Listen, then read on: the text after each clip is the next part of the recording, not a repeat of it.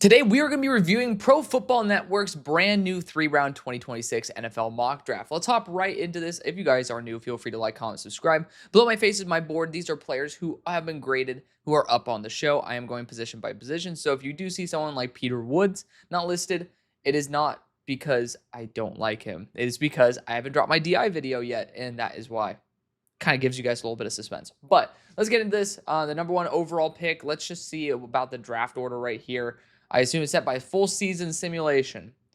The Giants, apparently have the number one overall pick. They have a tough ass schedule. They have a very tough schedule. But if they're picking at number one, the whole entire front office is going to be wiped. And this is the type of quarterback class that you don't necessarily want to miss out on the quarterback at the top. I mean, you kind of essentially kicked the ball down the line with Daniel Jones and saw how that ended up happening. So I don't think Francis Mauigoa is the right move here. Obviously, it's going to be a new front office as much as you want Jackson Dart to be your guy. At the same time, I do think these quarterbacks are tiers above, and there's no loyalty because it's going to be a whole entire new front office. So I would definitely not be in agreement with that. And number two, though, we got the Cleveland Browns going LaNorris Sellers.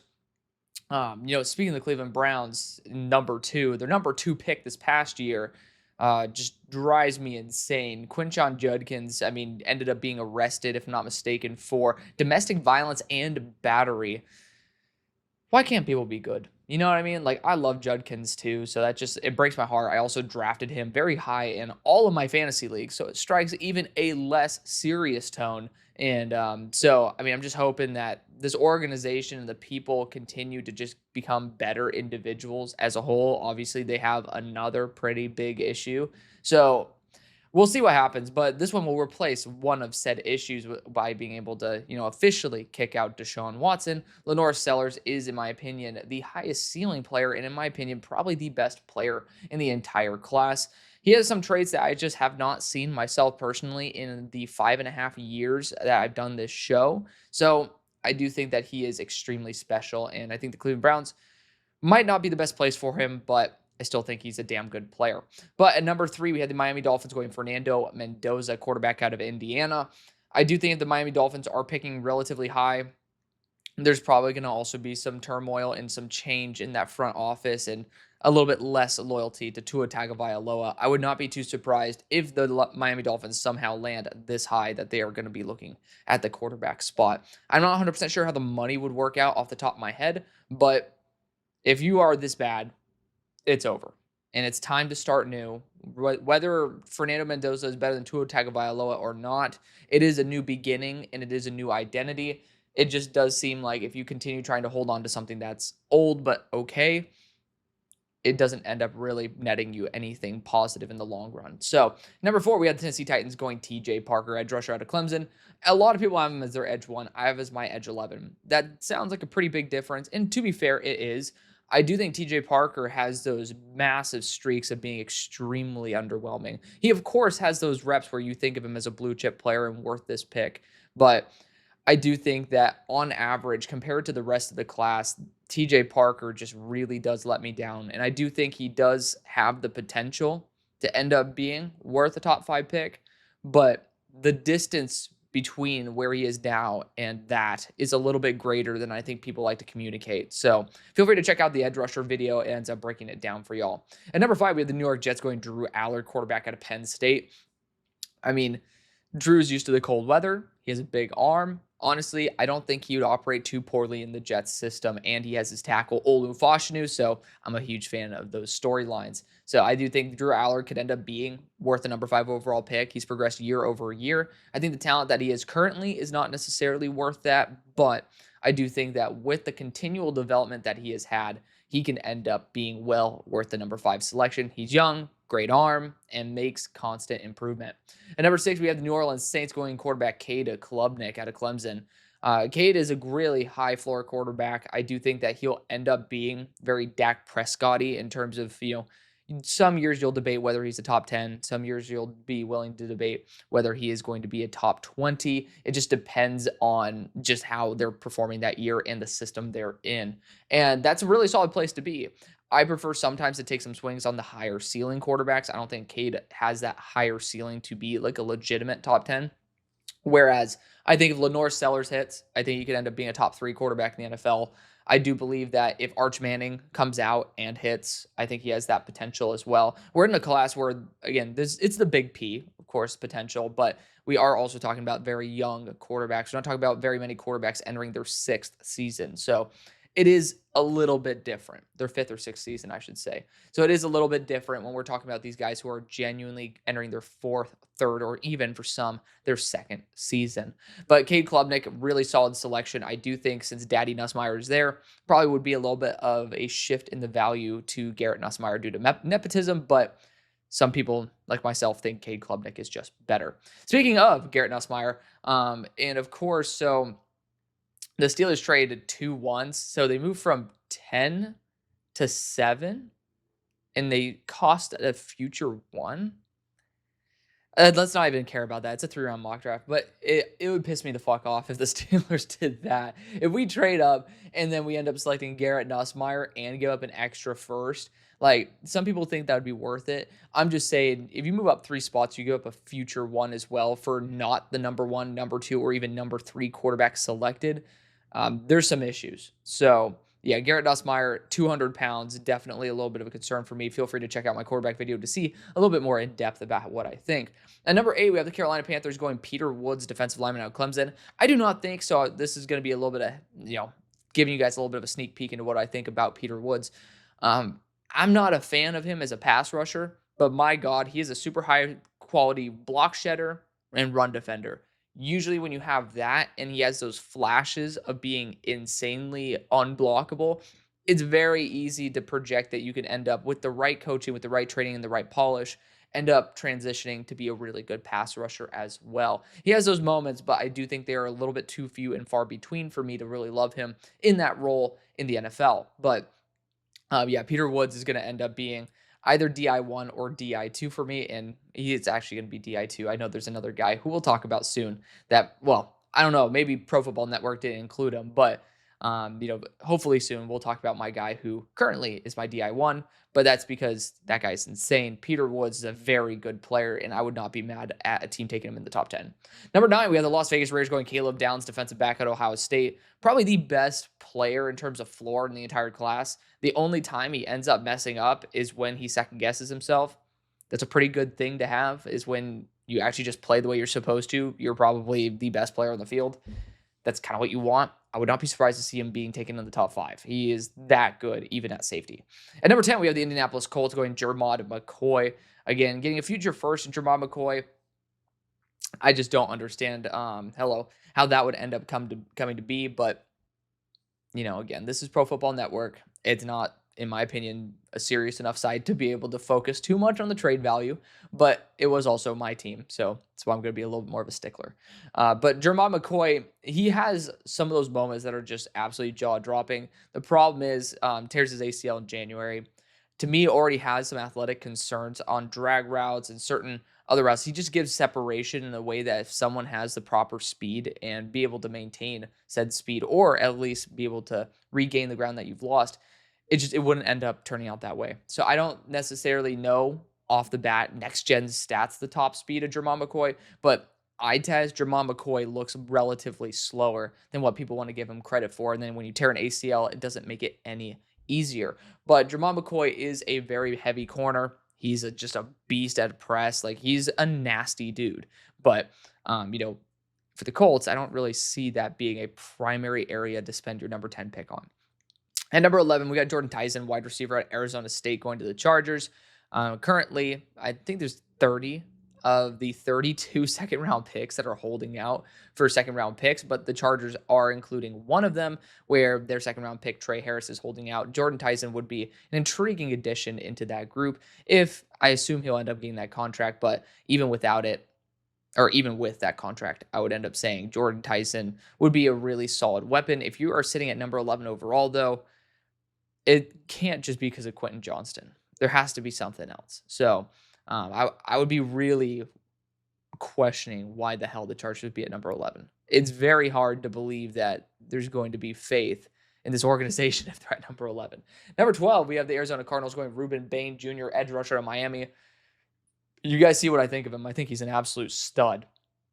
Like, I love Jeremiah Love, or I was looking at Jeremiah Love. I love Ruben Bain. Like, just a really high ceiling player. Can blow up any offensive lineman that he wants, can rush from any position. Arizona Cardinals don't necessarily need to go. I got hiccups. That was stuck right there. They don't need edge rusher at the rate that they did, but I think now, if you have Ruben Bain there, sometimes you just have to say yes. At number 13, we have the Chicago Bears going Caden Proctor, tackle out of Alabama. I don't think this would be a good move. To me, Caden Proctor's at a very similar spot in terms of like how he's performing on the field as what Kron Amagaji would be. And for the number 13 overall pick, that's too high of expectations. I think Caden Proctor, until he develops properly, which hopefully this year will show that continual development and consistency, I will be continuing to have some legitimate doubts about Caden Proctor. And I don't want to, because I really like the guy. At 14, we have the Patriots going right tackle Spencer Fano out of Utah. Right tackle is a spot where they do need to look for the long haul. Got Will Campbell on the left, looking at Spencer Fano on the right. Spencer Fano's a monster in the run game, so I'm excited to be able to grade him fully. But, I've heard some very good things. Statistically, he does really well. When I've watched other players versus him, he does a good job too. At number 15, we have the Los Angeles Rams going Avion Terrell, cornerback out of Clemson. A little bit undersized, but he does not play that way. Very similar to D'Angelo Velcro Pons. I love Avion Terrell's ability to play much larger than he's necessarily weighed. Like, he plays, he's about 190 to 200. He weighs about 180. I really love him. He is up there with the best players in the entire class. At number 16, we have the Cowboys going Jeremiah Love, running back out of Notre Dame. You see where Jeremiah Love is at on my board. I think there are two running backs that are just ridiculously talented above him, but they're all within like sneezing distance of each other. So call Jeremiah Love RB1 all you want. He is just a really good back. If he continues to develop his ability to make people miss on a consistent basis, I think that it is more than in the cards for him to be worth a top 15 pick. But for the Cowboys especially, it makes a lot of sense. They do need a true RB1. At number 17, we have the Washington Commanders going David Bailey, edge rusher at Texas Tech. I love this pick. I mean, for the Commanders, they do need to continue investing in the edge core. It's surprising how they continue to just Frankenstein that edge position, and they're probably going to do well with it too. But David Bailey is just so consistent from the time he was at Stanford. I really love David Bailey. Just so high floor, doesn't do anything wrong. He's the definition of what you want when you just have a need, and you need to just fill it with someone you can trust. Number 18, we got the San Francisco 49ers going Isaiah World, tackle out of Oregon. I'm so happy to see that because, again, I know my boy Guillermo is going to talk about this. A lot of people neglect tackle for the Niners, and it's just the older that Trent gets, the more obvious it becomes. And I just don't understand why the Niners have been so neglectful, but I'm hoping that they stop doing that and they end up addressing it like they do here with Isaiah World, who was really fun to watch at Nevada. At number 19, we have the Cleveland Browns going LT Overton, edge rusher, Alabama. It feels like a very, very, very Cleveland Browns pick. It feels like a perfect fit there. LT Overton is a physical phenom, and who better to learn from than one of the guys who has a very similar body type. Obviously, a little bit more Adonis than LT Overton has to him, but Myles Garrett definitely would be an amazing mentor for someone who has improved noticeably in his first year in a new system at Bama. At number 20, we have the Cincinnati Bengals going Domani Jackson, cornerback out of Alabama. Domani is someone who's graded about day 2 player for me. He's a good player. He actually had a really tough time at the start of the year, and it bummed me out because I liked him at USC. But he ended up doing a really solid job bouncing back. And I love to see that. Love to see that. And the Bengals do need some boundary corner help for sure. Number 21, the Houston Texans go Jake Slaughter, center out of Florida. Jake Slaughter is probably going to be the best center in the class. I mean, there's some really good ones, though. It's a very good center class. I doubt that the Texans will need to spend a first-round pick on one, but Slaughter was one of my favorite centers in last year's class before he ended up returning to school. At number 22, we have the Lions going Keldrick Falk, edge rusher / defensive lineman out of Auburn. He's not 280 plus. He is now listed at 270. However, I think he needed to lose a little bit of that weight because his endurance didn't show up as a legitimate issue. He didn't look very big in the first place. So, if he was having endurance issues, I don't think adding mass would have really helped him out. And so maybe they're slimming down and kind of being a true edge rusher is the right way to go. Keldrick Falk has a bright future. And for the Lions, it'd be intriguing to see how they utilize him. At number 23, we have the Buffalo Bills going Elijah Surratt, wide receiver at Indiana. Apparently, the Bills end up trading up with the Rams. So that's cool. But Elijah Surratt doesn't make any sense for the Bills. Essentially, that's what you'd want from Keon Coleman. I'm just gonna put that out there. But Surratt's a fun player. I will be dropping him in my rankings because of the fact I think I actually ended up already doing so based on where all these wide receivers are reshuffled. But Surratt is a little bit more one-dimensional and just has the big question of whether he can truly separate with athleticism, which it's kind of what the Buffalo Bills need is an athletic separator. At number 24, we have the Green Bay Packers going Chandler Rivers, cornerback out of Duke. Undersized, super smart, not a bad player, definitely a day two guy, but the Packers do need to go after boundary corner. 25, the Buccaneers going Tyreek Sapp, edge rusher out of Florida. Everyone I talked to that, has watched Tyreek Sapp without really looking at the consensus to have their perspective shifted, they do not like Tyreek Sapp. Just someone who genuinely is extremely underwhelming. And people want to point to that LSU game, but don't want to point at the offensive line. I don't understand that. And I'm not going to self-pronounce myself as the best expert on this in the entire world. Granted, I played 7 years, but I'm not going to use that over somebody who's been scouting players and seen history trends through the past 20 years of what they've been doing.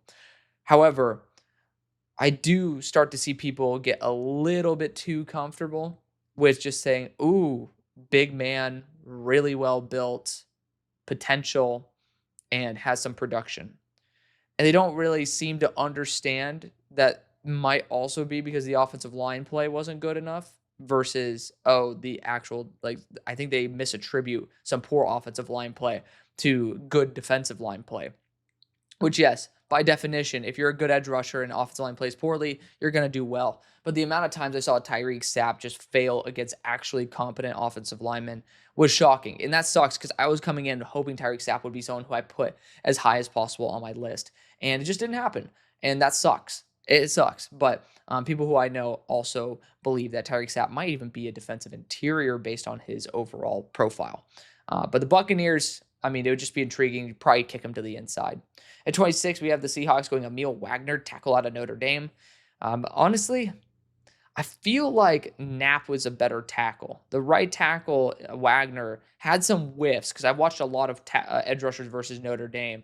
Wagner seemed like the worst of the two, but he doesn't seem like it's impossible for him to be a first-round pick. I would just say it's a bit more of a stretch than Anthony Knapp.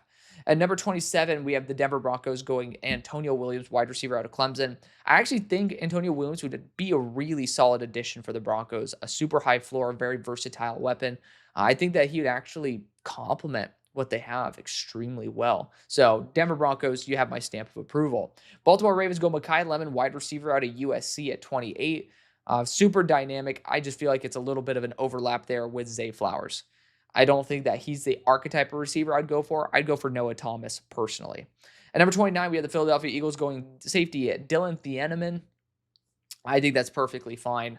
The defensive back room is certainly full of names that are kind of more fun than anything, like Reed Blankenship, Sidney Brown, like names that don't garner Super Bowl defense starting safety vibes. So I do think that Dylan Thieneman would be right.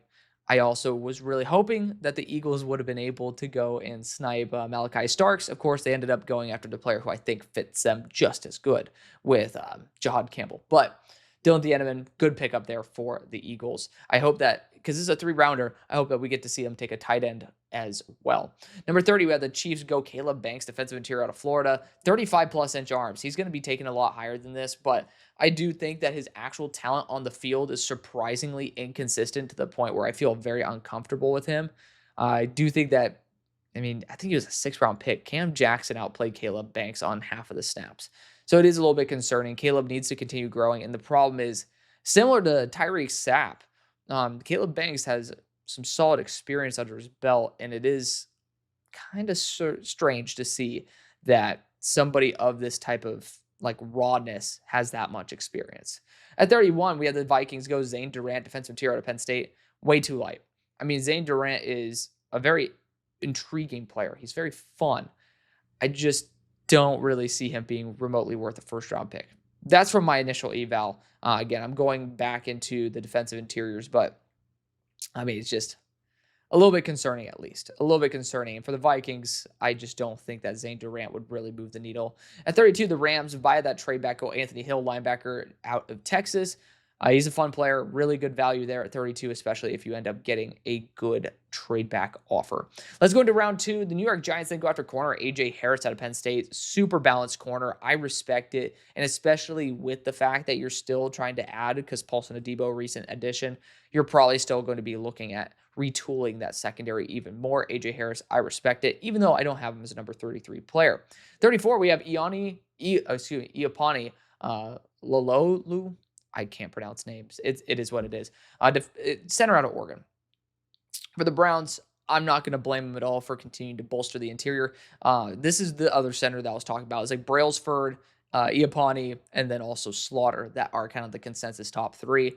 It's a good group of centers. That's why I was saying for the Texans, maybe you could have waited until round 2. Miami Dolphins go Nick Harbor at number 35, wide receiver out of South Carolina. This dude's 6'5", 230, and flies. I mean, this guy's going to be a freak of nature. It just depends on the finer details of the game, which we'll see if Nick ends up growing with LaNorris this year. At 36, we have the Titans going Deontay Lawson, linebacker of Alabama.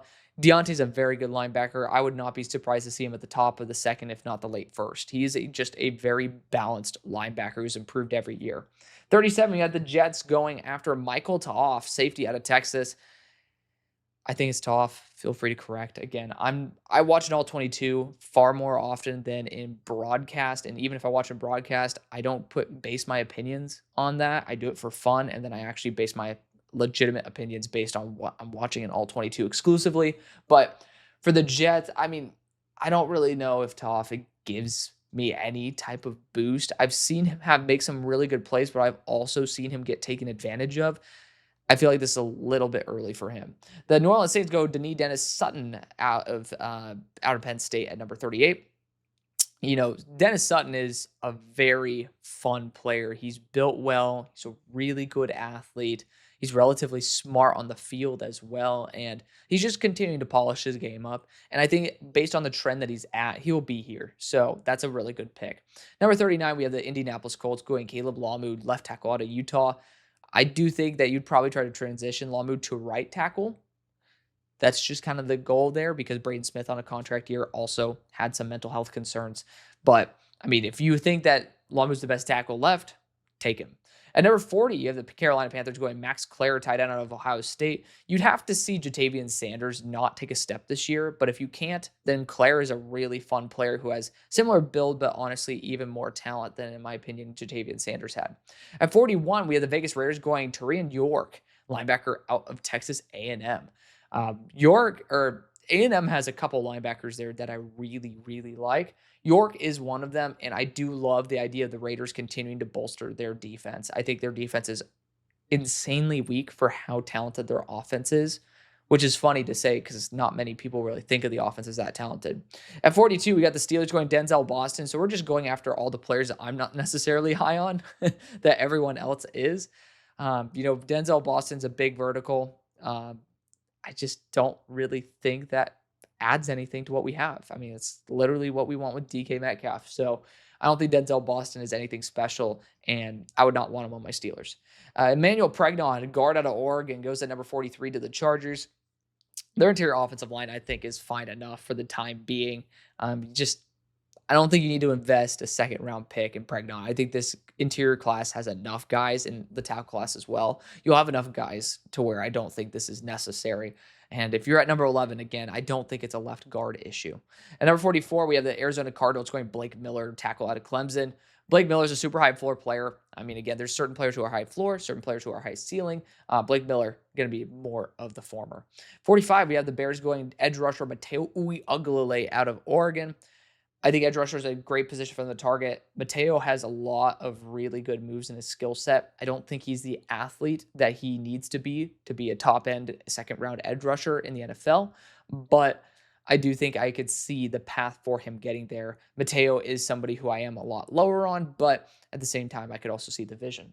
46, we have the New England Patriots going Eric Singleton, wide receiver at Auburn, formerly Georgia Tech. Very dynamic weapon. And again, actually, if you just don't want to keep Pop Douglas, then you could end up trying to justify this. I don't really know if there's going to be enough for Eric Singleton specifically.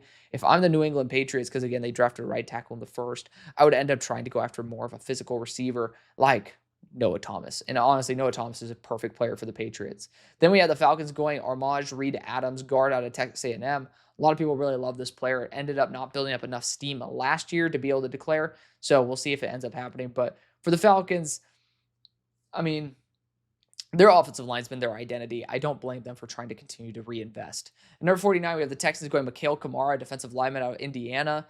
I love Mikhail Kamara.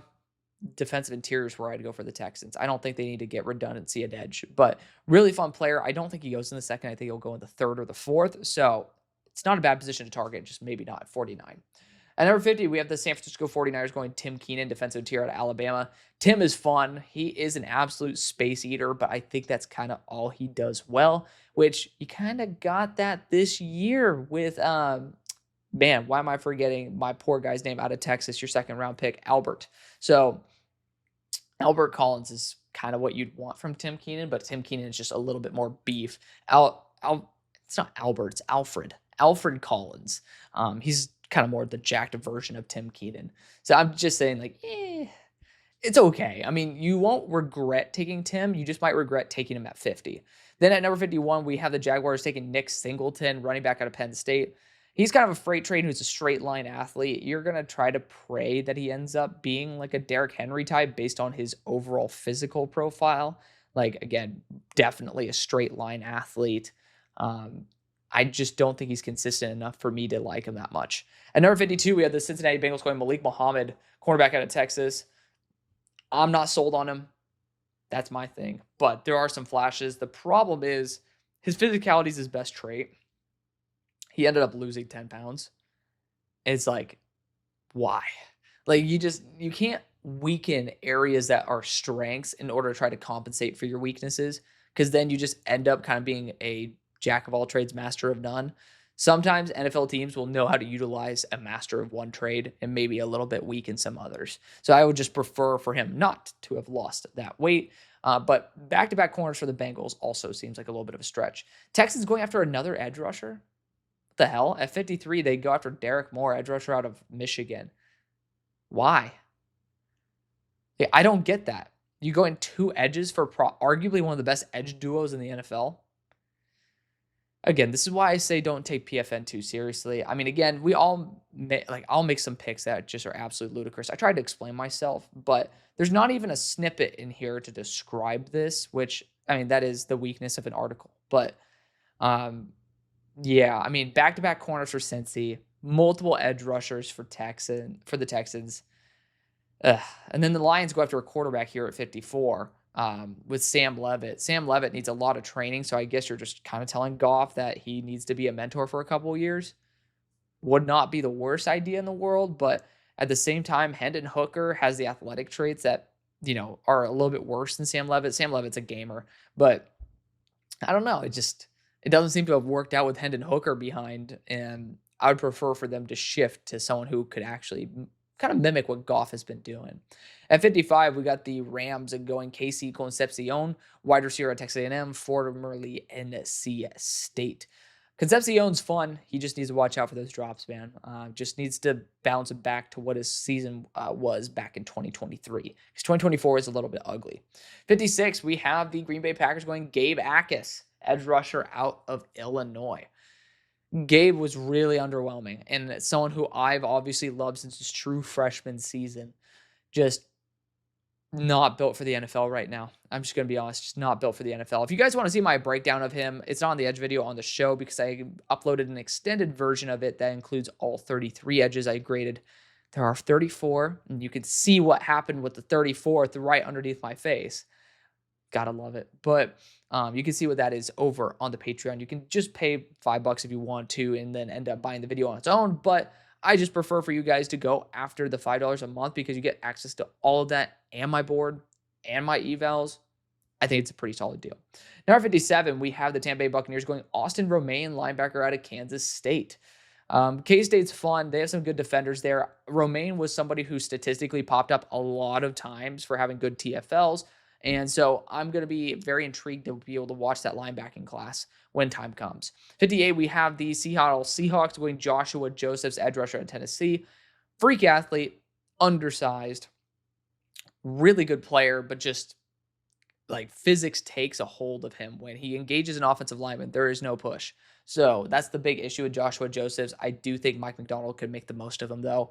I would like this fit. Maybe in the second round, it feels a little bit premature based on the style of edge rushers that I think would work better with McDonald. At 59, we have the Denver Broncos going Eli Stowers, tight end out of Vanderbilt. A very good fit. He is older. I'm glad that he's down this far. Sub 240. It's just very tough to see Stowers not being a gadget role, which, the Joker role is exactly what Peyton wanted. At number 60, we have the Baltimore Ravens going Aaron Graves, defensive interior out of Iowa. I did grade Graves so far. Graves is fun, but he's just unbelievably inconsistent. I don't know why defensive interiors just can't play at a consistent rate anymore, but for Graves specifically, I think he has some punchiness to him, and he's an exciting player to watch. I just do not see the second round vision for him. At number 61, we have Rayshon Benny, the defensive lineman out of Michigan. I'm pretty sure he's my most recent player I graded. Very underwhelming. That's all I'll say. I was really hoping for more for somebody who was behind two of the better defensive interiors in the country. At number 62, we have the Chiefs going D'Angelo, my guy Velcro Pons, cornerback out of Indiana. He plays like he's 6'2", 210 pounds, with the fluidity of someone who is the 170 that Pons is. Unbelievably physical, great ball skills. I think he's worth a second round pick. At 63, we had the Minnesota Vikings going Jonah Coleman, running back out of Washington. He ended up himself saying he ended up recomping this year, so he noticed that he took a big step back last year, which is where I have him right now. Someone who I project to be in my top 10 running back room. Right now, he is not that based on a big drop in his transition from Arizona to Washington. But for the Vikings, I can end up seeing this being very solid. Same thing for the Bills going after running back Mekhi Hughes. You see where he's at on my board. Currently, out of the players I have officially graded, he is number 10. And so Mekhi Hughes is someone who I absolutely adore. He is kind of very Bucky Irving-esque, and it's perfect for Oregon. At number 65 of the Houston Texans going AlexCBarbour, tackle out of Florida. Again, continue to invest in the offensive line. I will never blame a team for doing that. It's better than drafting two edge rushers. At number 66, we have the Cleveland Browns going Malachi Fields, wide receiver at Notre Dame. He is a big physical receiver. He's built for the AFC North. I like that move quite a bit. At number 67, we have the Miami Dolphins going Dante Corleone, the Godfather, defensive interior out of Cincinnati. He's just been so unimpressive to me this whole time. It sucks, but I'm just not really on board with him being a relatively draftable guy at the moment. I will be continuing to reevaluate him, and we'll continue to reevaluate him for the video coming up for defensive interiors. But for right now, not a big fan of him. At number 68, we have the Tennessee Titans going Carnell Tate. Some people are going to lose their minds at this. I don't think he ends up here. I do think he'll end up being a second or a first round pick, but I do think his current talent level suggests he is worth a third round pick or even later. He's just kind of a solid player. He's one of the most unimpressive wide receivers at Ohio State. That is out of a group of extremely impressive individuals. But Carnell Tate's just a very solid receiver. Not going to blame him at all. But when you just watch him next to Emeka Egbuka, I do see there's a noticeable talent drop. The Eagles do get their tight end. They go Terrence Carter Jr. out of Texas Tech. I have not seen him, but with guys, it kind of shows that this person hasn't watched Kenyon Sadiq. So I'll just put that there. It's pretty obvious when you do not put Kenyon Sadiq and you're taking guys like Eli Stowers. Like, I could have said, oh, maybe this guy doesn't like lighter tight ends, but that's not the case. Regardless, good move for the Eagles to get a tight end. I would just prefer Sadiq, and probably even in the first round. At 70, we have the New Orleans Saints going Parker Brailsford, center out of Alabama. Used to be undersized, still a little bit undersized, but he's a wrestling champion. He's a really good player. Really good player. I do not mind a team taking him after the second round. Even in the second round, I can see an argument for it. At 71, we got the Colts going quarterback with John Mateer. Actually fits their profile very well. He is pretty much a combination of Daniel Jones and Anthony Richardson in terms of the athletic traits, but also the arm talent. And John Mateer's processing is certainly underwhelming, but that's also because Washington State did not do a very good job of allowing him to they did not do a very good job allowing him to actually have time to process. I'll just put it there. At number 72, we have the Panthers going Jaden Greathouse, wide receiver at Notre Dame. Super high floor player, incredible catching stats. So, I mean, just somebody who's going to be reliable at 72, that's worth the selection. At 73, we had the Las Vegas Raiders going Aaron Anderson, wide receiver at LSU. He's fun in short range and deep. I do like the idea of utilizing someone who could stretch the field there with Geno Smith. At 74, finally, we get a player who I love for the Steelers, Mansour Delane, cornerback out of LSU. He is tied to be my cornerback 1. At 75, we had the Los Angeles Chargers going after a player I really like, and again, another undersized tight end, Justin Jolly out of NC State. One of the top 5 tight ends I have on my board. At 76, we have the Arizona Cardinals going Carson Beck, quarterback out of Miami. Really solid dart throw, in my opinion, in the 3rd round. Probably a little bit early for Beck for the Cardinals because you're taking him to be a backup and have some redundancy there with some starter potential. But for Beck, with the potential concerns in the locker room, I mean, okay, we're kind of overtaking some people's words, but it doesn't look like Carson Beck's the best leader in the world based on, the public perception of him as well as what we've heard from behind the closed doors. But, if it's like pick 100, I'm not going to mind it for the Cardinals. Number 77, we got the Bears going Jaden Ott, running back out of Oklahoma. He was not the reason why he sucked at Cal, but he's not necessarily the best player either. He's a really solid running back, but I don't know if he's going to be a great NFL running back. Darius Taylor is one of the most unimpressive running backs I've seen that I've graded well. Just horrible vision. I mean, this guy just can't see. I almost wanted to give him, man, I'm forgetting the Colts and Browns running back that did not have, he was literally legally blind, but that kind of is what I felt with Darius Taylor from time to time. Let's continue on, though. The Falcons go after DJ McKinney, quarterback out of Colorado at 79. I think continue to develop that corner core is smart. DJ McKinney has a high ceiling, but if I'm not mistaken, he also dropped weight. Not a fan of that. Number 80, we have the Colts going after CJ Baxter, running back out of Texas. Good to get some redundancy there. I mean, they definitely need to continue investing in the depth of the running back core. I don't know what Baxter is currently. I don't like to grade players based on previous years before they tear an ACL. It has so far been pretty productive for me to be kind of pessimistic against running backs with those injuries and just waiting to see how they are. And so we'll see. Hopefully, CJ Baxter bounces back. At Washington Commanders go Bray Hubbard, defensive back out of Alabama. One of the players I have not seen yet, so TBD on that. But getting good defensive backs is never a bad idea. Speaking of one, we have the San Francisco 49ers going after Josh Moten, cornerback out of Southern Miss. He's bounced around too many schools. It's kind of concerning. There's Kenyon Sadiq, too. We'll talk about him in a second, which is mind-boggling that he'd be here. But for Josh Moten, he's bounced around a lot of schools. And then he's also 164 pounds. Really good talent, though. So it just makes you question, why are you transferring so much? It's like when you see my generation, we like to job hop when we can. If you get a noticeable raise somewhere, sure. But if you see a guy and you're just trying to hire somebody, you see him bounce around and go to 3 different companies in 4 years, or even 3 companies, 3 years, 3 companies, 2. At least for this, we're talking about seasons. You can't really hop ship mid-season. With a job, you can hop ship at any time. It is a concern. I don't understand that. But talent-wise, he's one of the best in the country. Then we have Kenyon Sadiq going to the Jaguars at 83. I think he's a good fit. I just don't understand how you can end up having him this low. I mean, it doesn't make sense to me. At number 84, the Bengals going interior Connor Lew out of Auburn.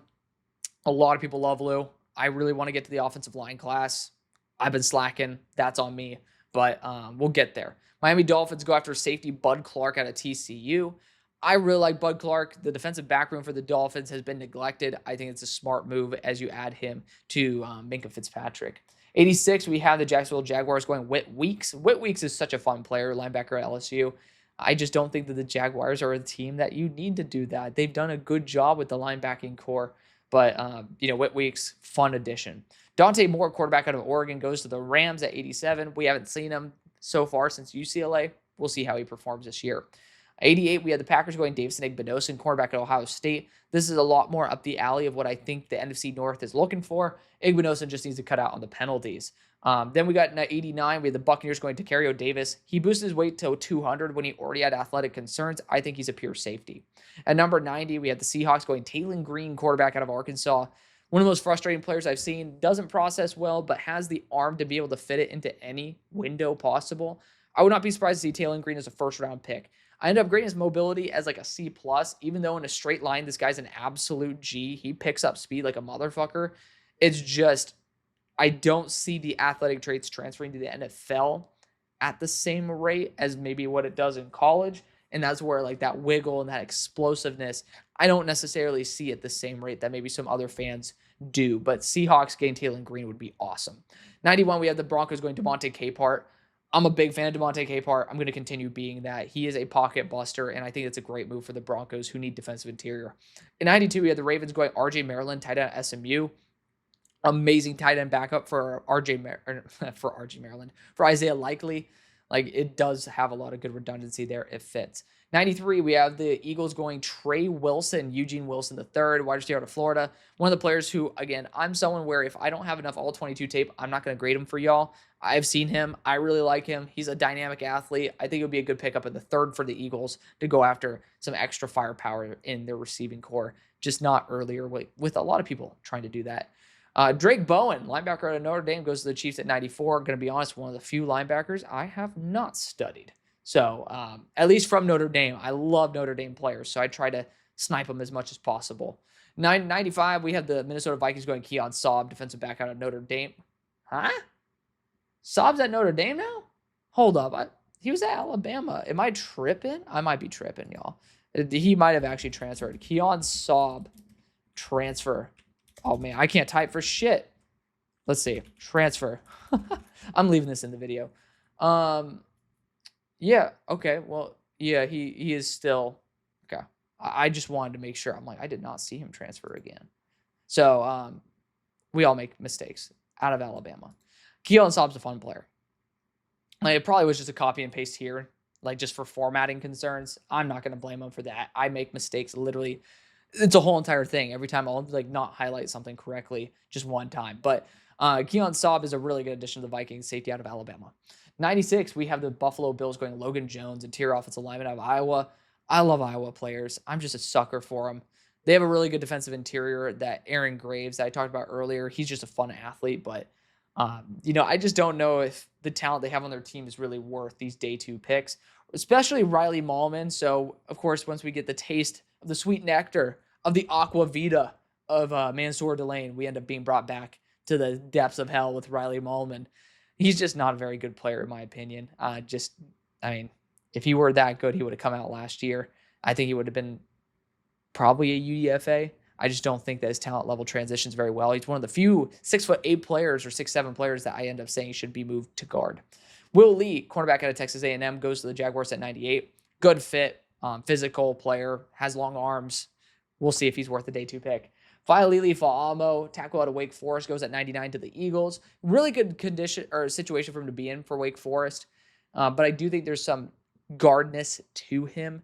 And he was one of the main reasons, in my opinion, why John Batir ended up having some issues with the amount of time in the pocket there at Washington State. I don't think he'll be a day 2 player. And then I've seen a lot of love for Christian Gray, cornerback out of Notre Dame. He goes at number 100 to the Vikings, one of the players that pisses me off that I did not study in my top 30 plus. So that's going to be the video. Thank you so much for chugging along with me.